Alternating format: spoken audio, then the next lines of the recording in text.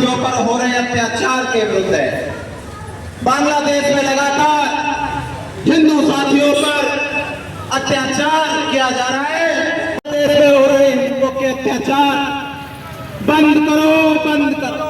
हिंदुओं पर अत्याचार बंद करो, हिंदुओं पर अत्याचार बंद करो, बंद करो।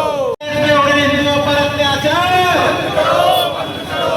साथियों, ये आज का विरोध प्रदर्शन बांग्लादेश में हो रहे हिंदुओं पर अत्याचार के विरुद्ध है। बांग्लादेश में हमारे हिंदू साथियों की लगातार निर्मम हत्या की जा रही है और वहां की बहन बेटियों के साथ अभद्रता की जा रही है।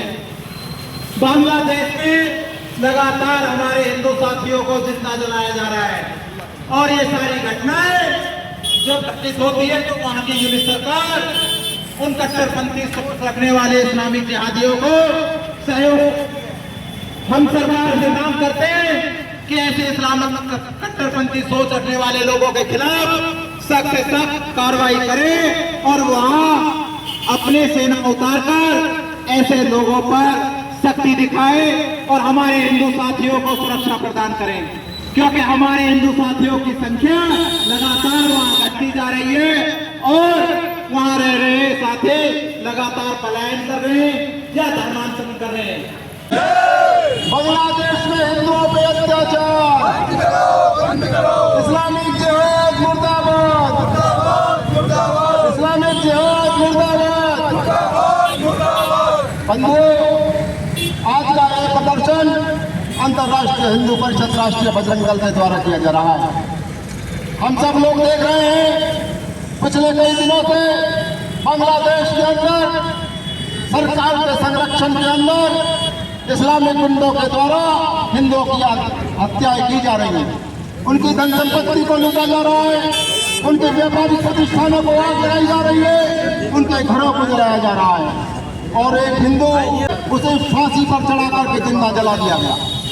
मैं कहना चाहता हूँ भारत की सरकार से, विश्व के अंदर अगर कहीं भी किसी हिंदू की हत्या होती है, हिंदू के ऊपर संकट आता है तो उसकी रक्षा सुरक्षा की जिम्मेदारी भारत सरकार की होती है।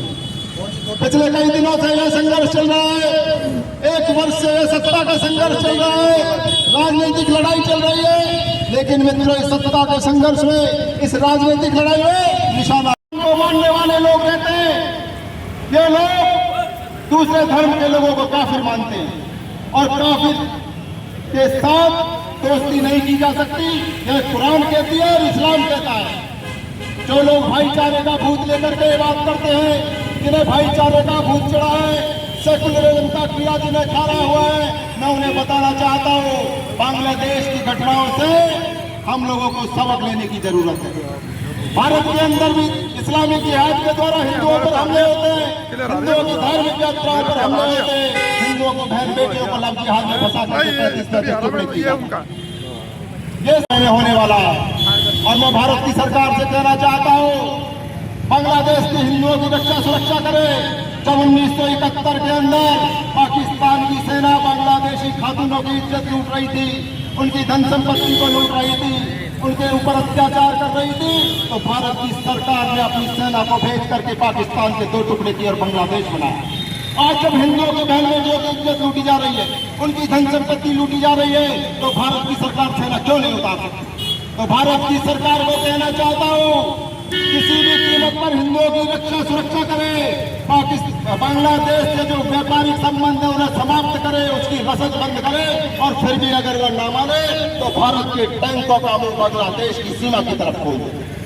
भारत में हिंदुओं की रक्षा सुरक्षा होनी चाहिए और मैं सभी हिंदू भाइयों से कहना चाहता हूँ हिंदुओं की अगर एक भी हत्या की दुनिया के किसी भी कोने में होती है तो हमें वो सड़कों पर आकर के उसका विरोध करना चाहिए, वरना आने वाले समय के अंदर ये जिहादी कीड़ा, ये जिहादी इस भारतवर्ष को भी बांग्लादेश बनाने के लिए कार्य कर रहे हैं।